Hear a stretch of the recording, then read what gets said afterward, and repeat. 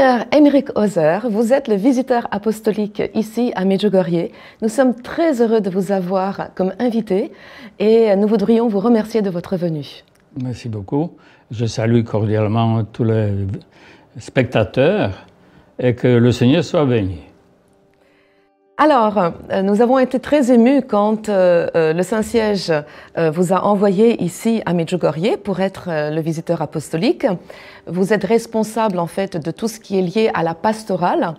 Mais en fait, les gens, même si maintenant votre visage leur est familier, et votre silhouette et votre voix, mais souvent on se rend compte que peu vous connaissent. Donc, est-ce que vous pourriez vous présenter un petit peu?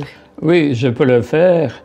Même si tous les détails se trouvent sur Internet, y compris Wikipédia. Et alors, je suis polonais. Je suis né à Varsovie, la capitale.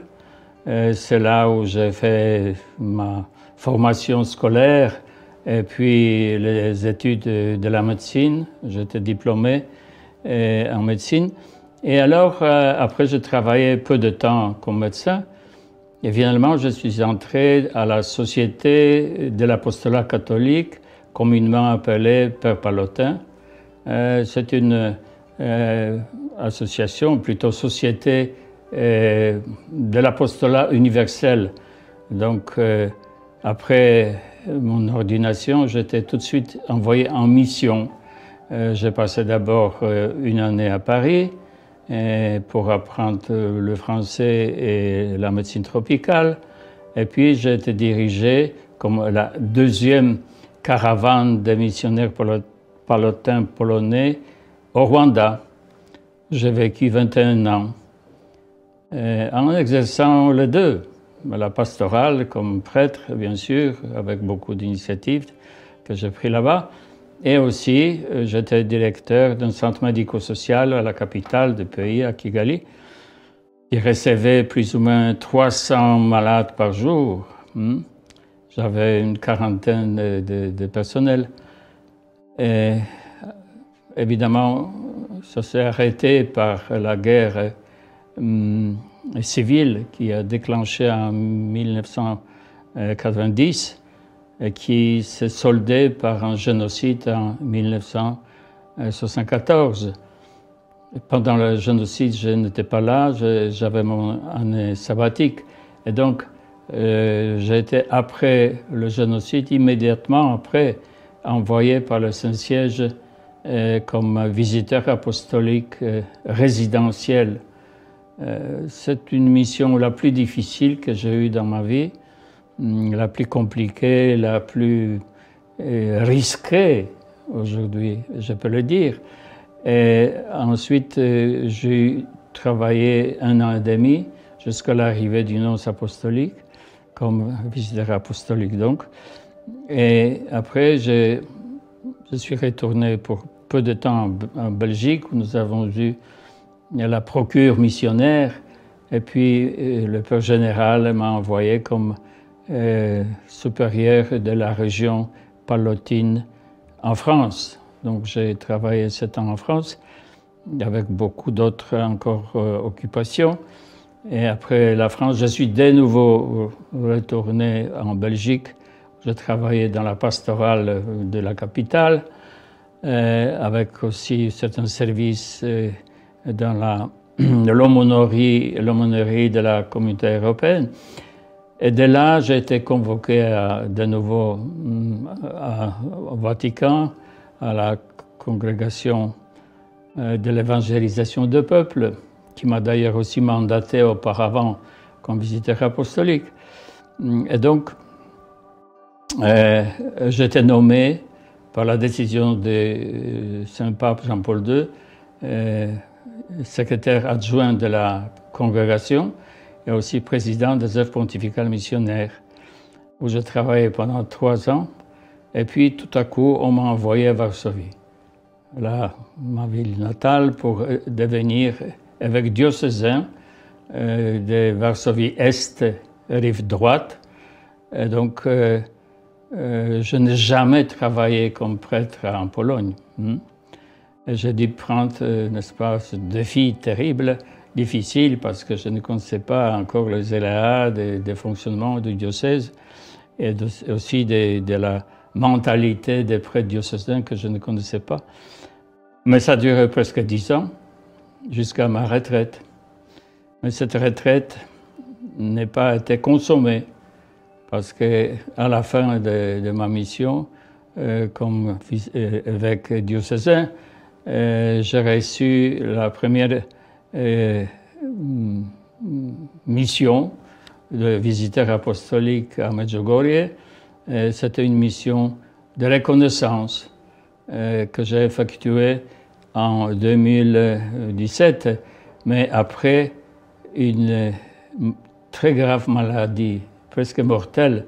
J'ai eu pour la première fois de ma vie la malaria dans sa forme la plus pernicieuse, ça s'appelle l'accès pernicieux. Et donc j'étais en coma pendant un certain temps, et puis à la limite de ma vie, à vrai dire.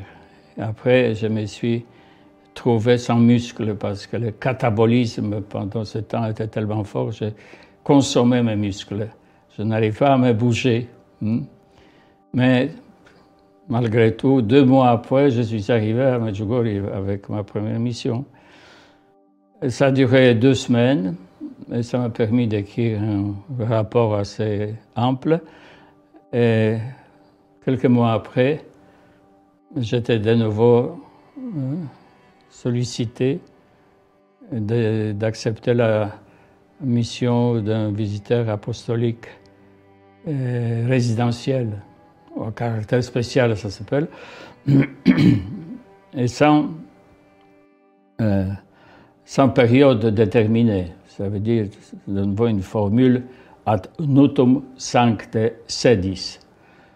Et alors, je continue. Alors, c'est déjà 3e année accomplie que je le fais. Donc, de nouveau, un défi énorme de connaître cette réalité extrêmement riche et multifactorielle de Medjugorje. Donc, je remercie Dieu de tout ce qu'il m'a fait faire, parce que j'avais toujours cette attitude d'accepter les propositions qui m'ont été données par mes supérieurs, que ce soit mes supérieurs à la Société de l'apostolat catholique ou bien le supérieur de l'Église universelle. Donc vous avez exercé votre apostolat, votre sacerdoce, le gros de votre vie, hors de votre pays natal. 31 ans, hors de pays. Est-ce que c'était déstabilisant de revenir à la réalité polonaise après avoir vécu si longtemps ailleurs? Évidemment, j'ai perdu un temps très important parce que j'ai quitté la Pologne en 1974 pour revenir à l'an 2008. Oui. Donc toute cette transformation du communisme vers la liberté, indépendance, souveraineté du pays, avec évolution de la société, de la mentalité, ça m'a échappé. Et la première constatation, j'ai vu que je ne comprends pas ces gens-là. Qu'est-ce qu'ils pensent? Ils ont été assez dispersés déjà dans leurs opinions et ils se sont beaucoup divisés en certains courants idéologiques aussi. Donc je devais prendre ça en considération et aussi apporter évidemment mon expérience missionnaire. C'est ainsi que j'ai ouvert pour le diocèse une mission dans un pays de l'Afrique occidentale, Sierra Leone, aussi dévasté par la guerre civile, la fameuse guerre de diamants. Et puis j'ai aussi envoyé des missionnaires en France, en Bretagne, le diocèse de Quimper, qui travaille encore aujourd'hui. Et évidemment, j'ai toujours maintenu mes relations internationales aussi avec l'Afrique, comme par exemple membre fondateur de la Fédération africaine d'action familiale, qui couvre maintenant tout le continent. Nous avons fondé cette association en 2002 à Cotonou, au Bénin, où j'ai aussi auparavant effectué une visitation apostolique de grands séminaires en compagnie de l'archevêque Robert Sahar, qui fut à l'époque archevêque de Conakry, Guinée-Conakry. Et puis à côté, il y a Togo, où j'ai fait aussi une visite apostolique de grands séminaires avec Maliens. Alors, donc, toutes ces relations, je les continue encore avec mes amis de la FAF, justement, et aussi des vieux amis de la France, surtout de Dr Cochard et les autres, avec lesquels nous avons fondé un groupe informel de cigognes, parce qu'on a eu la première réunion en Alsace. C'est une patrie de cigognes. Et on se rencontre chaque année pour débattre des problèmes d'actualité qui concernent le mariage, la famille, l'amour humain, etc. Alors en fait, de ce que je retiens, c'est que vous avez été nommé dans des endroits qui étaient tout sauf faciles. Ce sont toujours des réalités sur le terrain qui sont extrêmement complexes. Et vous arrivez et en fait, il doit y avoir une attente. Les gens doivent avoir une grosse attente de votre part. Comment est-ce que on se sent quand on est confronté parce qu'il y a beaucoup de souffrances que vous avez dû affronter de gens qui vivaient des choses difficiles et qui attendaient que vous les aidiez? Il y a des étapes. La première étape est de se mettre à l'écoute des gens et à observer comment ils sont tels, comment ils sont arrivés en tel état. Et ça m'a appris surtout mon expérience en Afrique. Et évidemment, chaque pays est unique dans sa mentalité, dans sa forme, dans sa culture, dans son histoire. Tout cela, il faut connaître pour comprendre la réalité actuelle. Et alors, c'était aussi mon cas ici. Je n'ai jamais été auparavant en Medjugorje. J'ai seulement entendu des opinions contradictoires, plutôt négatives que positives. Et alors, lorsque je suis arrivé ici, ça m'a permis, surtout la première visite que j'ai faite ici, de justement découvert et déceler tout ce qui s'est fait ici, et comprendre un peu l'évolution de Medjugorje à partir de 1981. Et alors, je continue à connaître en profondeur ce qui s'est fait ici. Et je suis aussi mandaté par le pape François avec mon mandat qui est écrit sur 4 pages A4, donc assez ample, n'est-ce pas, pour surtout développer la pastorale des pèlerins et aussi des habitants de Medjugorje et des Croates qui sont ici. Et donc, c'est un travail extrêmement intéressant, passionnant même, parce que Medjugorje, c'est une concentration de ce qui s'est fait dans l'Église universelle. Les gens viennent de tout le monde et on retrouve ici l'unité de l'Église universelle. Comme j'ai vécu toujours, voyageant, passant d'un pays à l'autre, s'identifiant momentanément avec ce pays, que ma patrie, c'est l'Église. La mère Église, comme disait Sainte Thérèse de l'Enfant Jésus. L'Église, ma mère. Et donc, j'ai beaucoup d'amour de l'Église. Alors, votre compatriote, Saint Jean-Paul II, est né en Pologne, mais nous le sentons tous comme étant, il nous appartient à nous tous. Mais bon, il est né en Pologne, donc il y a quelque chose de spécial avec les Polonais. Avez-vous eu l'occasion de le rencontrer, de travailler avec lui? Je l'ai connu à l'étranger. Je n'ai jamais rencontré le cardinal Wojtyła en Pologne. La première fois, nous sommes rencontrés à Milan, 1968, 10e anniversaire de Humane Vitae, un congrès de la famille à Milan. Il a eu la première conférence de vivant encore de Paul VI. Mais quelques mois après la mort de 2 papes, il est devenu pape. Donc, je parlais très brièvement avec lui à la sortie de la salle de conférence, mais c'était vraiment protocolaire. Et puis, il m'a connaissé parce que grâce au rapport d'annonces apostoliques successifs au Rwanda, ils ont reporté mon travail en faveur de la famille. Et donc, il me connaissait, il était très sensible à ce qui s'est fait en faveur de la famille.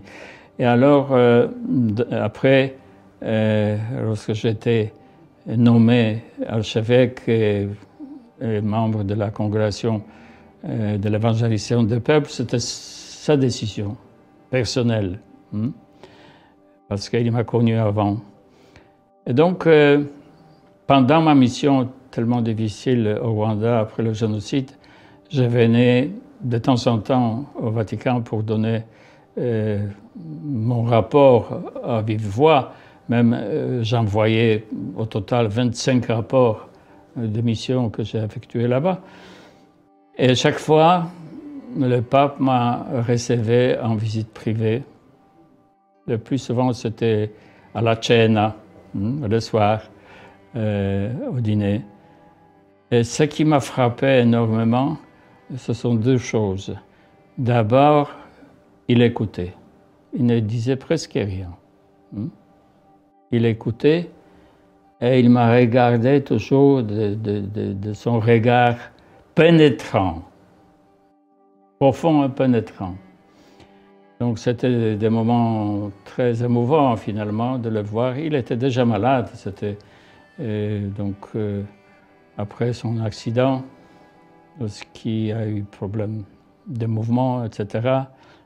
Durant d'ailleurs le premier synode africain qui s'est déroulé pendant le génocide au Rwanda, qui a tellement influencé d'ailleurs ce synode. Et alors, pendant le synode, j'étais aussi en contact avec Jean-Paul II, avec les autres, parce qu'il recevait à table tous les participants au synode. Non seulement les pères des synodes, mais aussi les auditeurs, des experts. Moi, j'étais expert de la famille, de développement. J'ai dû prononcer une conférence de 20 minutes en présence de Jean-Paul II. C'était aussi quelque chose. Et alors, après, donc, on s'est rencontrés si souvent ainsi. En avril 2017, le pape François a écrit un courrier et un motu proprio dans lequel il disait que désormais, c'était la congrégation du clergé. Donc, avant, les sanctuaires étaient sous la juridiction de la congrégation pour le clergé. Et puis, à partir de avril 2017, ça a été transféré vers le Conseil pontifical pour la promotion de la nouvelle évangélisation. Donc, ça montrait l'importance en fait que l'Église donnait désormais au sanctuaire. Nous avons tous des histoires de sanctuaires, je pense. Moi, quand j'étais petite, ma grand-mère nous emmenait à Lourdes et à Lisieux. Et mon frère et moi, on en garde un souvenir vraiment horrible parce qu'on passait beaucoup d'heures en voiture et nous, on était petits, donc on n'aimait pas beaucoup ça. Par contre, ma grand-mère nous emmenait 1 fois par semaine au Sacré-Cœur de Montmartre. Et aujourd'hui encore, quand je me sens pas très bien, quand j'ai l'impression que tout est très difficile, je cours me ressourcer au Sacré-Cœur de Montmartre. C'est vraiment un endroit pour moi spécial. Quelle est votre expérience des sanctuaires? Quels sont les sanctuaires qui ont été importants dans votre vie à vous? J'ai connu des sanctuaires évidemment en Pologne, surtout Częstochowa, où je faisais aussi le pèlerinage à pied. 230 km à pied, ça durait 9 jours, n'est-ce pas, à pied. Et ça continue aujourd'hui, même les gens viennent de distance à pied toujours, de 600 km pour arriver là-bas. Et donc, c'est un sanctuaire national que j'ai fréquenté le plus souvent, mais aussi Niepokalanów, où était construit par le saint Maximilien Kolbe. La piété mariale m'a accompagné depuis mon enfance. Mais à l'étranger, évidemment, j'ai fréquenté plusieurs fois Fatima, Lourdes, le plus souvent Lourdes, mais aussi Lisieux aussi plusieurs fois. Mais je porte au cœur aussi un petit sanctuaire qui m'est très cher en Belgique, à savoir près de Eupen, qui est dédié à la Madone, qui est apparue en 1933, l'année d'accès de Hitler au pouvoir. Elle s'est présentée comme la mère des pauvres, parce qu'elle prévoyait déjà appauvrissement de la société mondiale, finalement. Tant on perdu la vie, tant on perdu tout ce qu'ils possédaient, n'est-ce pas, le monde était détruit. Et donc, ce sanctuaire de Banneux m'a été très cher, modeste dans la forêt. Et donc, je me souviens de lui. Et chaque sanctuaire a sa forme extérieure, aussi sa spiritualité et son atmosphère. C'est comme vous visitez des maisons familiales de plusieurs familles. Chaque famille est différente, n'est-ce pas? Et je vois par exemple Lourdes, très concentrée, très verticale, qui montre justement ce que nous perdons le plus souvent, à savoir notre contact avec Dieu, avec le ciel. Et donc, c'est un sanctuaire très pittoresque et aussi le plus connu aussi dans le monde, je crois, parce que dans combien de paroisses il y a des grottes de Lourdes, n'est-ce pas? Et la statue de la Nepokalana, ça veut dire immaculée, quoi.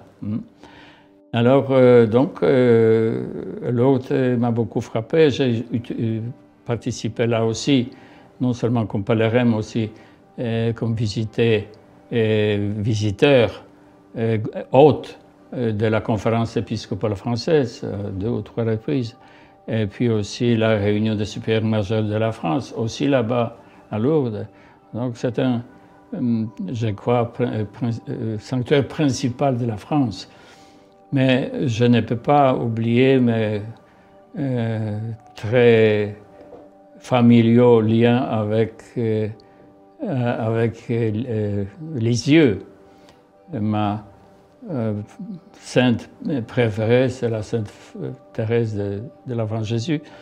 Et donc là-bas, je venais à plusieurs reprises aussi, en visitant le couvent, n'est-ce pas, l'église de couvent, aussi sa maison natale, etc.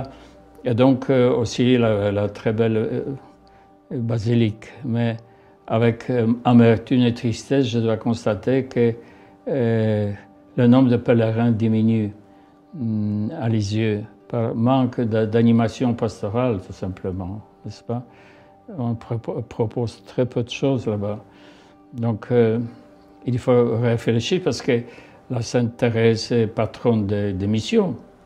C'est très important. C'est une basilique, basilique des nations, qui rappelle un peu notre basilique du Sacré-Cœur de Montmartre, n'est-ce pas? Et donc, je crois que aussi, il faut mentionner Fatima. Fatima n'est pas tellement concentrée verticalement, mais plutôt horizontalement. N'est-ce pas? C'est un grand espace dispersé, etc. Et ça montre aussi, n'est-ce pas, qu'ils sont envoyés dans le monde entier comme médiateurs, surtout comme témoins de ce que nous avons vécu, parce que ce sont des témoins qui contribuent à la nouvelle évangélisation. Non tellement, comme disait déjà Paul VI, les enseignants, mais des témoins qui transmettent tout cela qu'ils vivent eux-mêmes, n'est-ce pas, leur expérience intérieure, leur vie, etc. Et nous avons maintenant une nouvelle forme d'évangélisation, ce sont des témoignages. Au festival de jeunes, nous n'avons que des témoignages, n'est-ce pas? Et ce sont des faits. Et les faits sont têtus, comme disent les Français, n'est-ce pas? Donc, c'est très percutant. Voilà. Donc, alors, le fait que le Saint-Siège vous envoie à Medjugorje, qui n'est pas encore sanctuaire, mais qui va probablement le devenir, il est en devenir, montre l'intérêt que le Saint-Siège porte à ce qui se passe, au phénomène, à l'événement Medjugorje. Pour vous, qu'est-ce que Medjugorje peut apporter au monde et qu'est-ce qui est aussi important pour que le Saint-Siège vous envoie, vous, qui est un homme très expérimenté, qui donc pouvait vraiment faire un travail efficace? Le Saint-Siège suit de près ce qui s'est fait à Medjugorje. Je le vois lorsque je parle avec les membres du secrétaire d'État, surtout avec son éminence cardinal Pietro Parolin. Ils sont très au courant de ce qui s'est fait, aussi grâce à ce que je rapporte. Mais on voit aussi une évolution très positive que nous devons à Saint-Père François, à savoir d'abord l'envoi d'un visiteur apostolique, donc son représentant, n'est-ce pas, déjà permanent sur place, c'est très important. Deuxième acte, c'est justement la permission de faire des pèlerinages, organiser des pèlerinages, d'arriver des prêtres, des évêques, des cardinaux, de célébrer de façon solennelle à Medjugorje, ce que nous utilisons le plus souvent, nous voyons le plus souvent pendant le festival des jeunes, mais aussi en dehors. Et donc, c'est un élément extrêmement important. Et puis, l'année passée, le Saint-Père a envoyé aussi un message au festival. Donc, ce sont des petits pas qui établissent un peu l'importance de Medjugorje et sa forme régulière aussi, en vue d'un sanctuaire futur. Alors, les franciscains ont fait un travail absolument remarquable avec 3 bouts de ficelle, comme on dit, avec pas beaucoup de moyens. Ce programme du soir remarquable qui est immuable et qui bouleverse les gens, parce qu'en fait, il ne s'y passe pas grand-chose. On prie le chapelet, il y a la messe, après, à l'adoration, la vénération de la croix, enfin des choses extrêmement, j'ai envie de dire, simples, mais on sent cette ferveur. Et je suis curieuse de quels sont les aspects où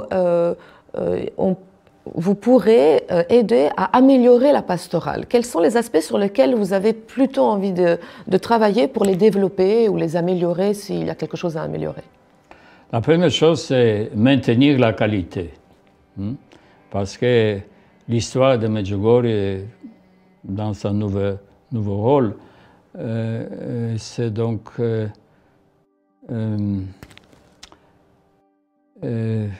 c'est un canon liturgique, n'est-ce pas, qui s'est formé. Et il faut voir Medjugorje comme une plante qui se développe successivement. Et il faut maintenir la qualité de ce qui a été créé et non introduire une révolution ici, et que certains prétendent avoir comme recette. L'Église ne supporte pas de révolution. L'Église grandit à la façon de tous les exemples que Jésus nous a donnés, l'exemple de la croissance du royaume de Dieu. Et donc, nous sommes en croissance permanente et évidemment, le temps porte certains éléments que nous pouvons améliorer, mais c'est tout. Et avant tout au profit des pèlerins.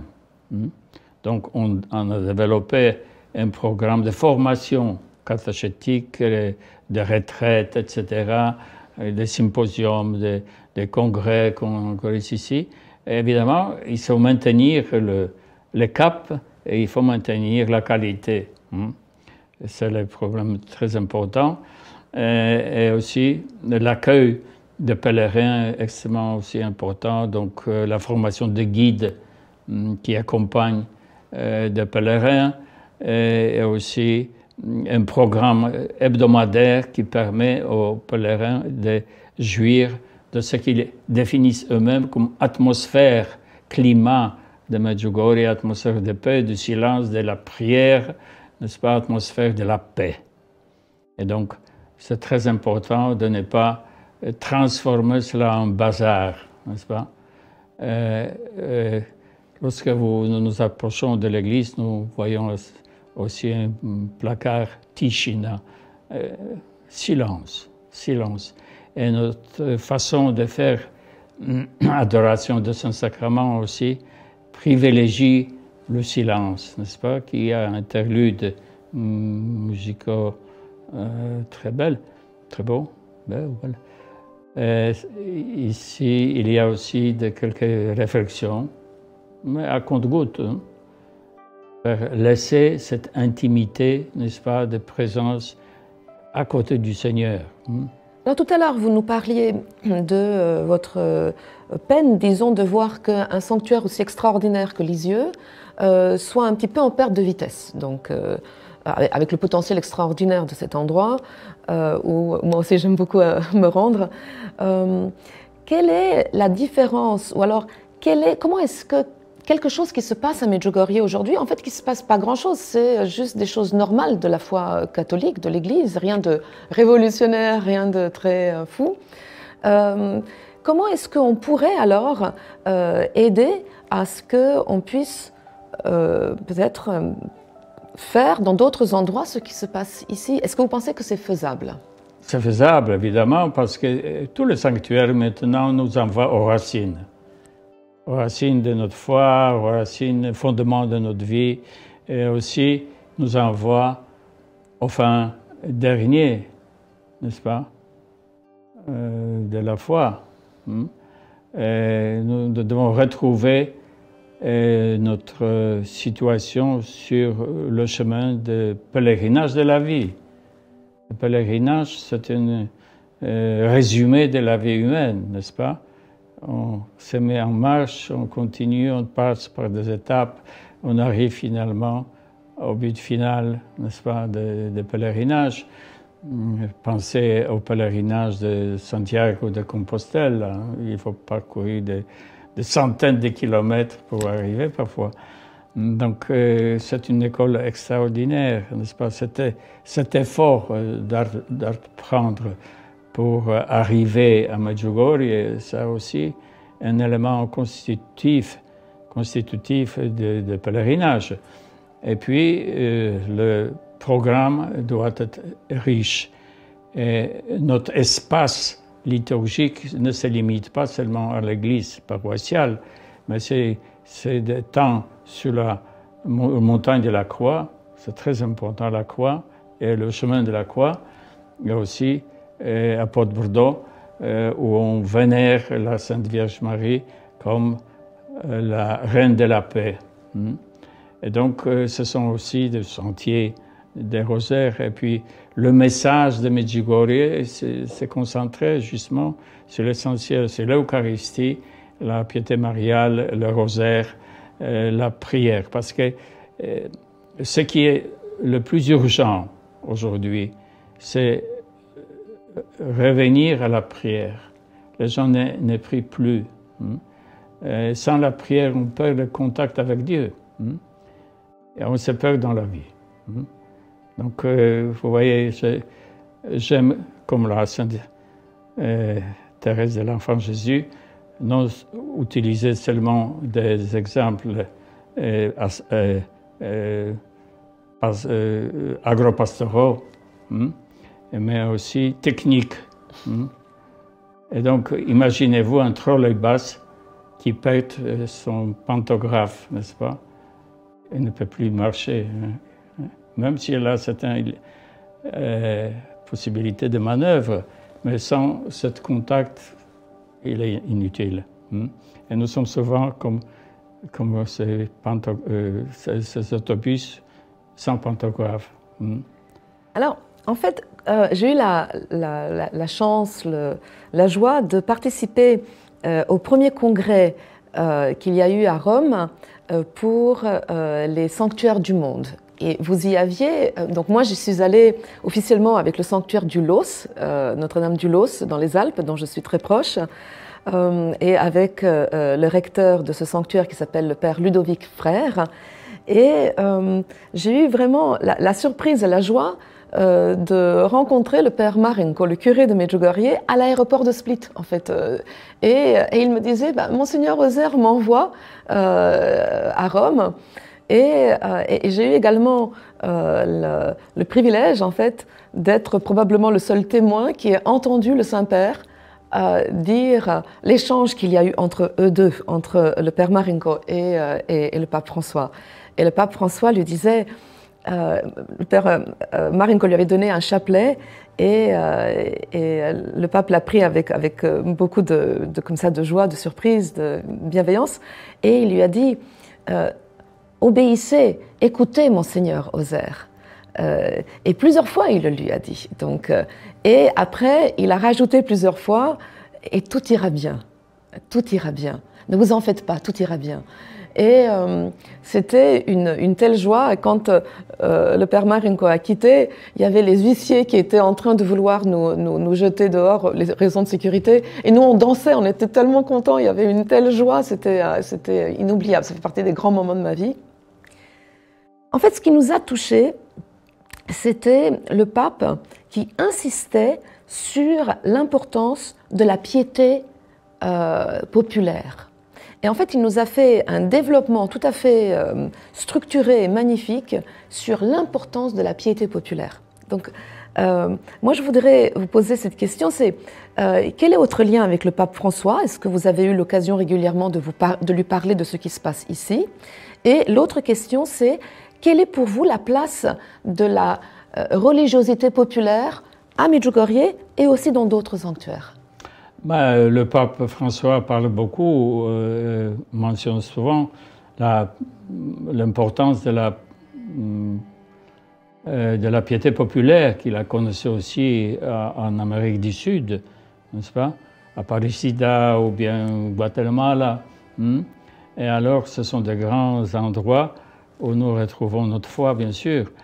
Et donc, ce qui caractérise la piété populaire, qu'il conserve ce qui est important, le contact vivant avec Dieu vivant. Il est vivant, comme disent les Français, n'est-ce pas? Il y a ces périodiques. Et alors, la piété populaire n'est pas idéologique, comme tous ces souvent théologiens qui débattent sur les idées et pas sur le Dieu lui-même, n'est-ce pas? Ce contact vivant et vivifiant entre Dieu et fidèle. Et alors, c'est justement grâce à la piété populaire que les sanctuaires se remplissent. Parce que là, ils trouvent leur climat, n'est-ce pas, qu'ils vivent au quotidien. Donc, ce sont des choses simples, évidemment. La prière individuelle et familiale, par exemple, qui a complètement disparu dans certains pays déjà laïcisés, ou bien une pratique de sacrement. J'ai essayé d'introduire la pratique de confession et de pardon et consolation, finalement, en Belgique, sans effet. Les gens sont totalement déshabitués de la confession. Donc, ils sont coupés de la sauce, de la miséricorde, n'est-ce pas, de purification, de conversion, etc. Donc, ce qui est normal au sein de la piété populaire. Donc, elle a été souvent mal vue par des bons penseurs, n'est-ce pas, que c'est pour les gens mal instruits ou peu instruits, etc. Non. Ce sont les petits qui ont DNA de la foi. Alors. Et votre lien avec le pape François, parce que vous avez des points en commun avec lui. Lui, il allait donc pour Rome pour l'élection du nouveau pape et il pensait qu'il serait en retraite à son retour. Il avait déjà fait tous ses plans. Ça me fait penser un petit peu à vous. Vous étiez presque en retraite, vous aviez peut-être d'autres plans. Qu'est-ce que vous alliez faire de votre retraite? Et puis tout d'un coup, il n'y a pas de retraite. On vous envoie dans un pays compliqué, avec une mission pas facile. Et en plus, vous êtes dans une période où votre santé n'était pas la meilleure. Et en plus, après, il faut que vous appreniez une nouvelle langue, enfin, c'est tout quelque chose de complètement fou de ce qu'on vous a demandé.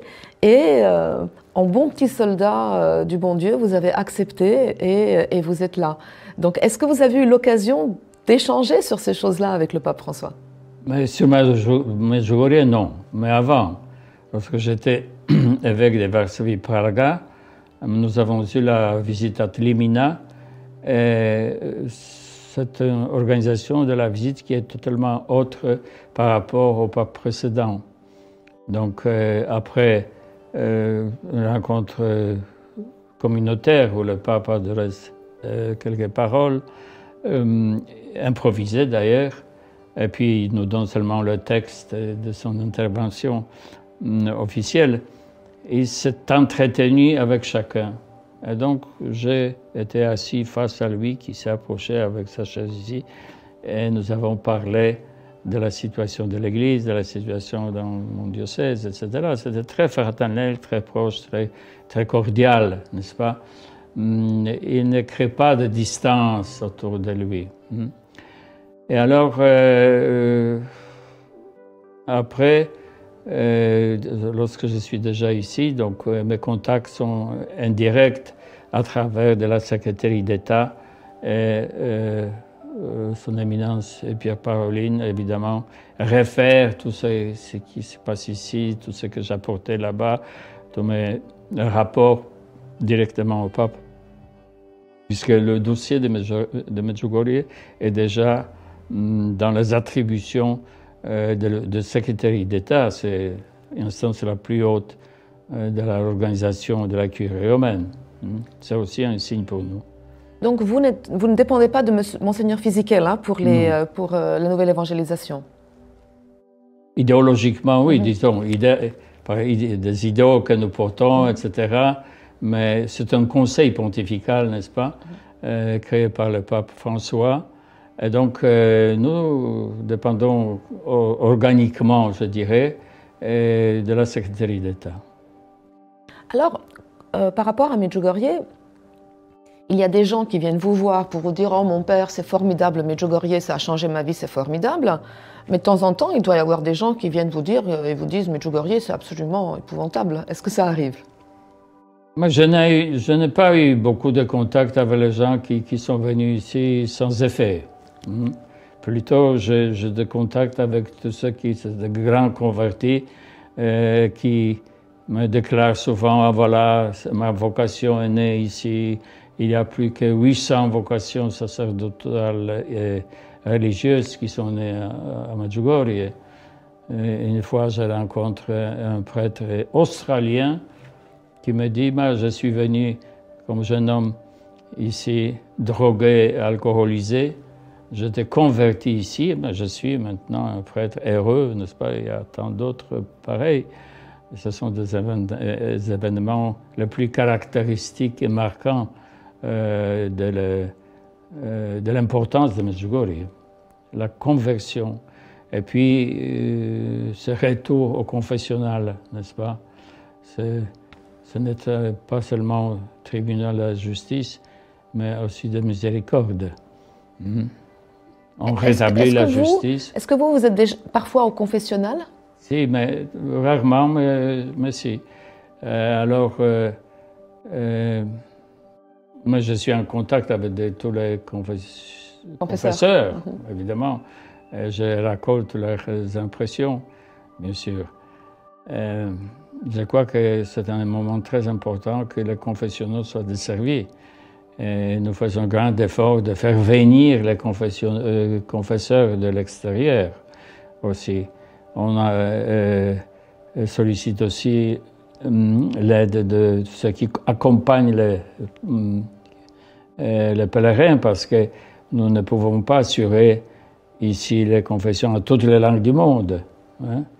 Donc si ce sont des gens qui viennent des Philippines ou surtout de Corée du Sud, par exemple, n'est-ce pas, ou d'autres pays de langues qui ne sont pas tellement internationales.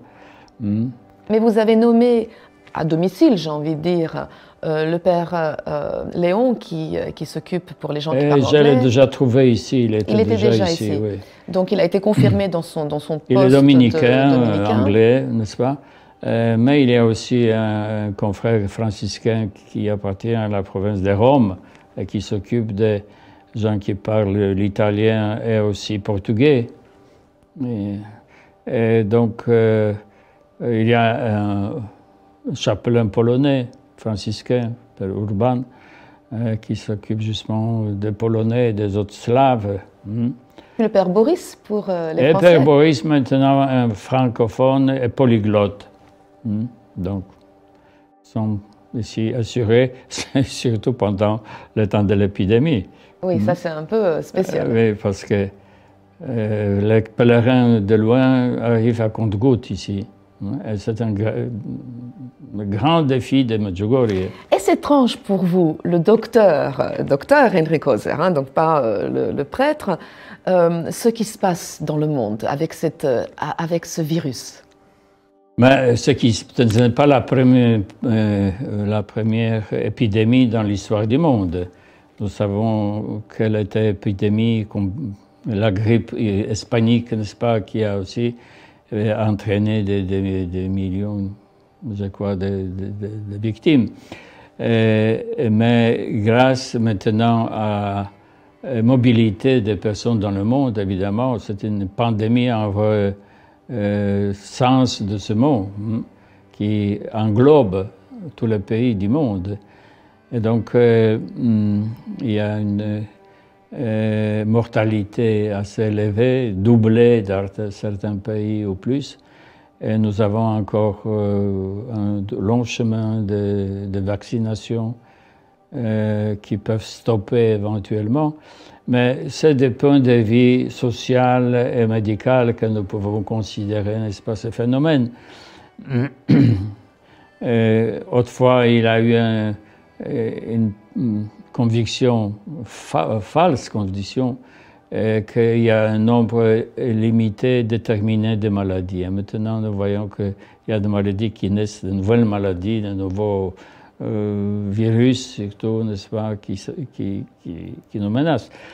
Mais du point de vue d'un regard de la foi, il faut appliquer la méthodologie de la lecture des signes de temps. C'est un grand signe de temps pour nous tous. Comment nous sommes impuissants devant les phénomènes mondiaux que nous provoquons parfois. Et donc, c'est une grande leçon de l'humilité par rapport à Dieu qui peut être seul, à celui qui peut nous sauver de cette calamité. Et nous avons le nombre croissant de calamités dans le monde aujourd'hui. C'est aussi un signe de temps. Parce que au fur et à mesure que nous nous déconnectons de Dieu, nous tombons en chaos. Est-ce que vous êtes confronté à la peur de certains? Parce que moi, je reçois des messages sur mon téléphone, sur mon email, de gens très, très craintifs, en fait, qui me parlent de fin du monde et des choses comme ça. Comment est-ce que vous réagissez? La peur accompagne tous ces événements, évidemment, et ceux qui n'ont pas la foi ne voient pas l'avenir. Moi, j'aime aussi souligner ici à Medjugorje que le Seigneur vient de l'avenir, du futur. Et je donne cet exemple. Après la résurrection, il disait, je vous précéderai en Galilée. Vous me trouverez là-bas. Pourquoi Galilée? Parce que c'est la patrie de l'Évangile. Alors, nous avons à sa rencontre, et ça dissipait notre peur et notre inquiétude. Parce que nous savons aussi que nous sommes toujours sous la guidance de l'Esprit Saint. C'est lui qui nous conduit. Il faut passer par le chemin de la croix. C'est pour cela que nous avons le chemin de la croix sur le Križevac. Vous avez vécu longtemps en Afrique, vous avez vécu longtemps au Rwanda, et au Rwanda se trouve le seul lieu d'apparition reconnu en Afrique, Kibeho. Kibeho, est-ce que vous avez eu l'occasion de vous rendre là-bas régulièrement? Est-ce que vous êtes en lien avec les personnes qui travaillent à Kibeho? Qu'est-ce que vous pourriez nous dire de cette... Parce que là-bas, la Vierge, elle est très africaine. Elle chante avec eux, elle danse avec eux. Comme ici, elle apparaît croate à Medjugorje. À Kibeho, elle est apparue comme une jeune femme africaine entièrement. Évidemment, c'est typique dans la logique de l'incarnation, n'est-ce pas? Et Marie s'identifie avec chaque nation, elle parle cette langue-là, comme par exemple la Salette, elle était habillée d'une paysanne locale là-bas. Ouais. Et donc, Kibeho, ça a aussi commencé en 81. N'est-ce pas? 28 novembre 81. Oui, 29, 81. Et donc, j'ai assisté à certaines apparitions, tant dans la commission médicale, nous avons après examiné les voyants, mais pas régulièrement, c'était rarement que j'étais là. Et puis, Kibeho, avec son histoire par étapes, ça veut dire l'évêque local déjà défunt, Jean-Baptiste Gahamani, d'abord a autorisé le culte marial à Kibeho, en disant que dans un pays de 1000 collines, on peut vénérer la Sainte Vierge sur chaque colline, pourquoi pas à Kibeho, n'est-ce pas? Et donc, après, il y a eu des études, évidemment. On a écarté des voyants douteux parce qu'il y a eu beaucoup de réactions hystériques chez quelques-unes. On a retenu 3. Et voilà, ce message qui est passé a été étudié, etc. Et assez vite, à mon avis, l'Église a reconnu l'authenticité de cet endroit où mes confrères palotins sont responsables du sanctuaire sur place, comme le père franciscain ici. Et donc moi, je reste toujours le membre de la province africaine, n'est-ce pas? Grâce à notre apport missionnaire, la première province de père palotins est créée au Rwanda. Maintenant, nous avons la deuxième au Cameroun. Donc, Kibeho, c'est sur la ligne de Fatima. Je vois cette séquence des événements qui se sont produits après Fatima. Et je dis que ce sont des apparitions apocalyptiques, parce qu'elles disent beaucoup sur l'avenir qui nous attend, moyennant notre comportement. Et c'était très beau, en fait, d'avoir Monseigneur Célestin, qui est donc l'évêque, qui est responsable, dont dépend le sanctuaire de Kibeho, voilà, et qui est venu à Medjugorje. Et j'ai été très, très émue vraiment de son humilité, en fait. Il vient ici, lui qui est évêque là-bas de Kibeho, et de voir les choses qui étaient semblables. Et en plus, il vous connaissait depuis qu'il était jeune homme. Donc c'était quand il était tout jeune prêtre. Je l'ai connu comme lui était jeune prêtre. Oui. Ouais. Donc pour lui, il y avait comme ça, il était très très heureux de savoir que vous étiez maintenant ici. Et on a souvent eu des pèlerins rwandais qui venaient. et moi je suis très déchirée quand j'entends leur témoignage en fait de ce que ces gens ont vécu de difficile là-bas, et ils viennent à Medjugorje comme une consolation, si je peux dire. Votre compatriote et notre très aimé Saint Jean-Paul II avait une grande vénération, il avait un grand amour de la Vierge Marie, bien sûr à Fatima, bien sûr à Czestochowa, bien sûr à Lourdes, bien sûr dans tous ces endroits, mais tout spécialement Notre-Dame de Guadalupe au Mexique. Et c'est lui qui a dit que Notre-Dame de Guadalupe était l'étoile de la nouvelle évangélisation. Avez-vous eu l'occasion d'aller à Guadalupe? Pas encore. Je ne suis pas sûr d'y être là encore de mon vivant. Je suis déjà à la fin de mon parcours terrestre. Ouais. Mais je suis aussi, évidemment, ce qui s'est passé à Guadalupe, ce phénomène. Je crois que c'est un sanctuaire le plus fréquenté du monde. Ça, en fait, plusieurs disent. Certains me disent que c'est Notre-Dame de Guadalupe, et d'autres me disent que c'est Notre-Dame de Aparecida, et puis les troisièmes me disent que c'est Notre-Dame de Lourdes. Donc moi, je suis d'accord avec tout le monde, parce que j'aime aller dans tous ces endroits. C'est souvent le même, hein, oui. Aparecida et Guadalupe. Oui, c'est un phénomène, justement, comment, justement, de nouveau, la Sainte Vierge s'incarne à une indienne. Indienne. Avec le miracle de son image, n'est-ce pas, de ses yeux qui reflètent ce qui se passe devant elle avec Diego. Juan Diego, le voyant, le petit Indien. 57 ans il avait, hein, alors que les autres voyants d'habitude sont des jeunes. Lui, il était quand même 57 ans. Il avait... il avait l'autorité clanique, je dirais, n'est-ce pas, ethnique. Et alors, il y a aussi